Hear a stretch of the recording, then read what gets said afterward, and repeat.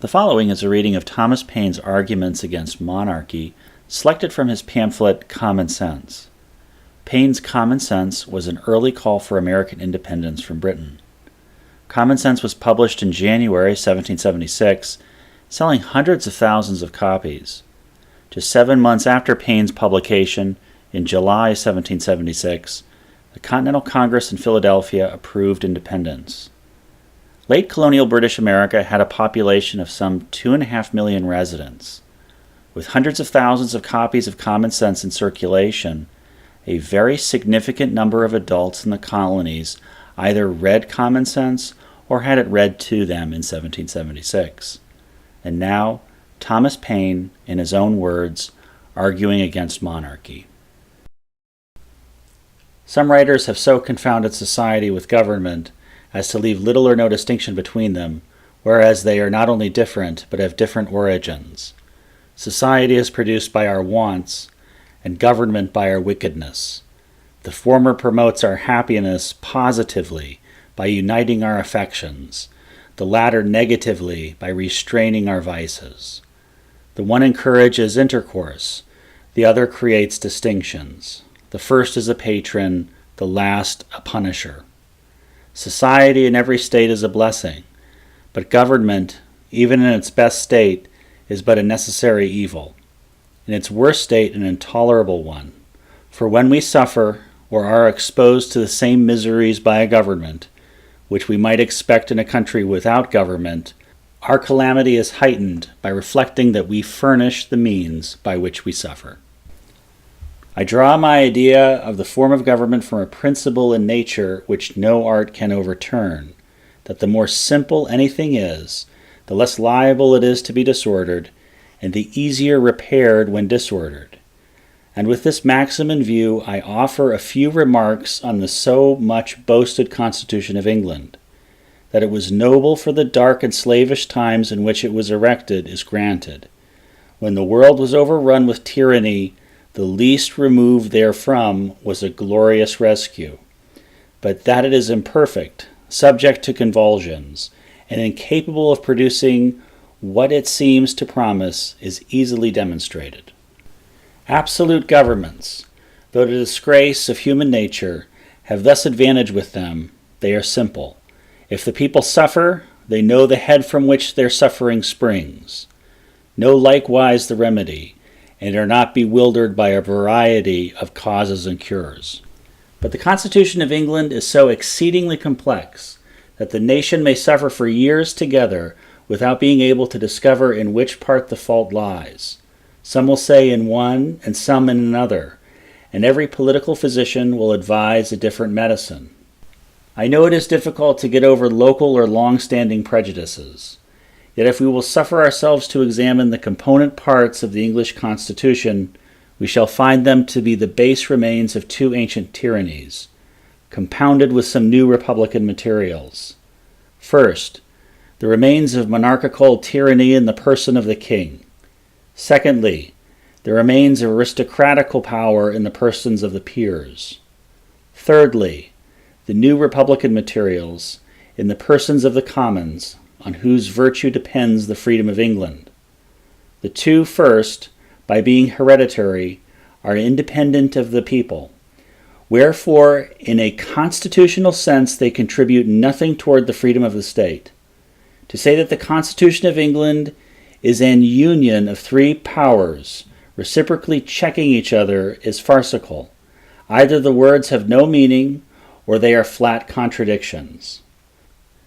To say that the Constitution is a check upon the king presupposes two things. First, that the king is not to be trusted without being looked after, or in other words, that a thirst for absolute power is the natural disease of monarchy.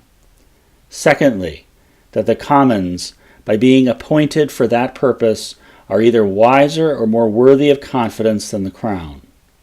But as the same Constitution which gives the commons a power to check the king by withholding the supplies, gives afterwards the king a power to check the commons, by empowering him to reject their other bills. It again supposes that the king is wiser than those whom it is already supposed to be wiser than him, a mere absurdity. Some writers have explained the English Constitution thus: the king, say they, is one, the people another. The peers are a house in behalf of the king, the commons in behalf of the people.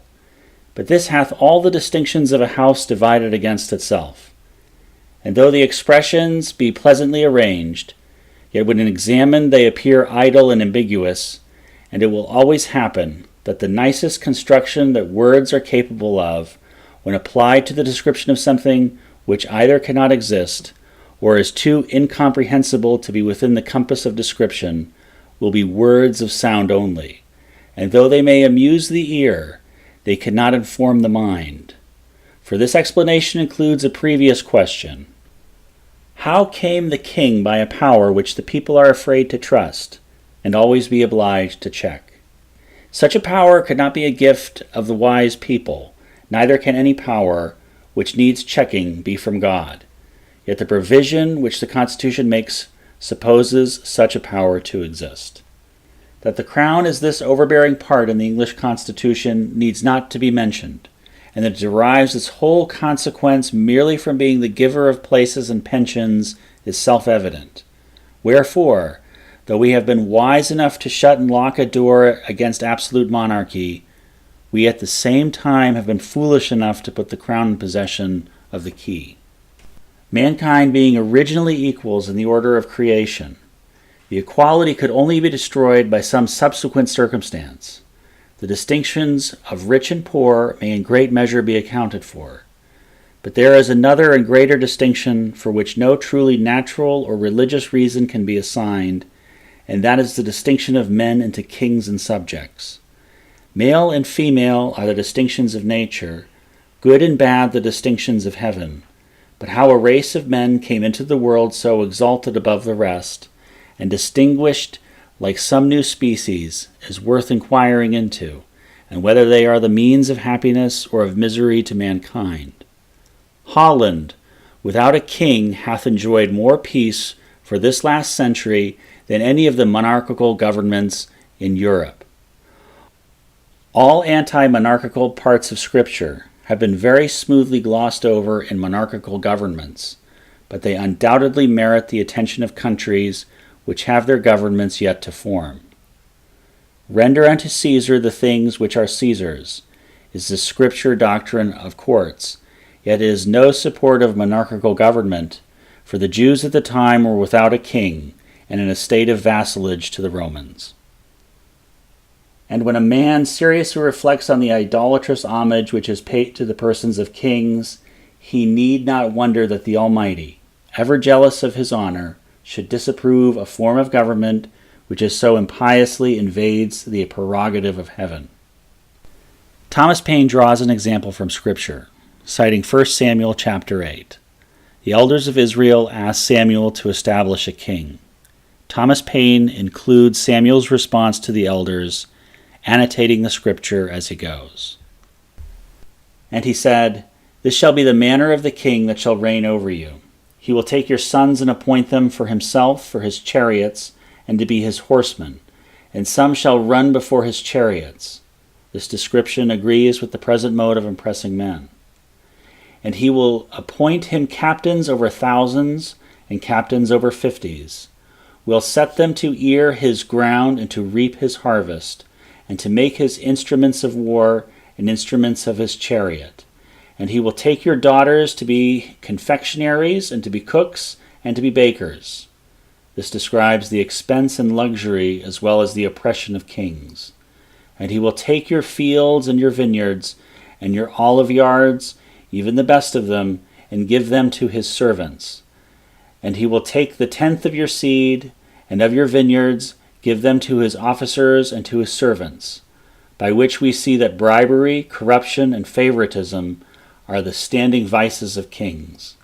"And he will take the tenth of your men servants, and your maid servants, and your goodliest young men, and your donkeys, and put them to his work.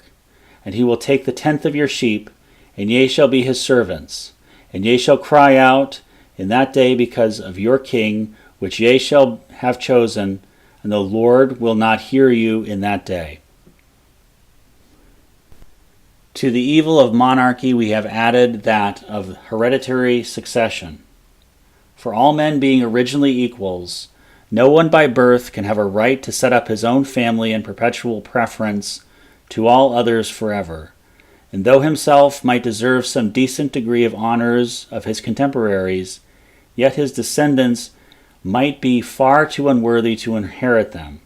One of the strongest natural proofs of the folly of hereditary rights in kings is that nature disapproves it. Otherwise, she would not so frequently turn it into ridicule by giving mankind a donkey for a lion. Most wise men in their private sentiments have ever treated hereditary right with contempt. Yet it is one of those evils which, when once established, is not easily removed. Many submit from fear, others from superstition, and the more powerful part shares with the king the plunder of the rest. This is supposing the present race of kings in the world to have had an honorable origin, whereas it is more than probable that, could we take off the dark covering of antiquity and trace them to their first rise, we should find the first of them nothing better than the principal ruffian of some restless gang, whose savage manners or preeminence in subtlety obtained him the title of chief among plunderers, and who, by increasing in power and extending his depredations, overawed the quiet and defenseless to purchase their safety by frequent contributions. England since the conquest hath known some good few monarchs, but groaned beneath a much larger number of bad ones. Yet no man in his senses can say that their claim under William the Conqueror is a very honorable one. A Frenchman landing with an armed banditti and establishing himself King of England against the consent of the natives is in plain terms a very paltry, rascally original. It certainly hath no divinity in it. Another evil which attends hereditary succession is, that the throne is subject to be possessed by a minor at any age, all which time the regency acting under the cover of a king have every opportunity and inducement to betray their trust.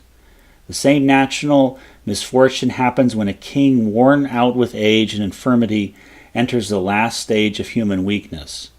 In both these cases the public becomes a prey to every miscreant who can tamper successfully with the follies either of age or infancy. The most plausible plea which hath ever been offered in favor of hereditary succession is, that it preserves a nation from civil wars. And were this true, it would be weighty, whereas it is the most bare-faced falsity ever imposed upon mankind. The whole history of England disowns the fact. 30 kings and 2 minors have reigned in that distracted kingdom since the conquest, in which time there has been, including the Revolution, no less than 8 civil wars and 19 rebellions. Wherefore, instead of making for peace, it makes against it, and destroys the very foundation it seems to stand upon. The nearer any government approaches to a republic, the less business there is for a king. It is somewhat difficult to find a proper name for the government of England. Sir William Meredith calls it a republic, but in its present state it is unworthy of the name, because of the corrupt influence of the crown, by having all the places in its disposal, hath so effectually swallowed up the power, and eaten out the virtue of the House of Commons, the republican part in the Constitution, that the government of England is nearly as monarchical as that of France or Spain. Men fall out with names without understanding them, for 'tis the republican and not the monarchical part of the Constitution of England which Englishmen glory in, the liberty of choosing an House of Commons from out of their own body, and it is easy to see when republican virtues fails, slavery ensues. Why is the Constitution of England sickly? But because monarchy hath poisoned the republic, the crown hath engrossed the commons. In England a king hath little more to do than to make war and give away places, which, in plain terms, is to impoverish the nation and to set it together by the ears. A pretty business indeed for a man to be allowed 800,000 sterling a year for, and worshipped into the bargain. Of more worth is one honest man to society, and in the sight of God, than all the crowned ruffians that ever lived.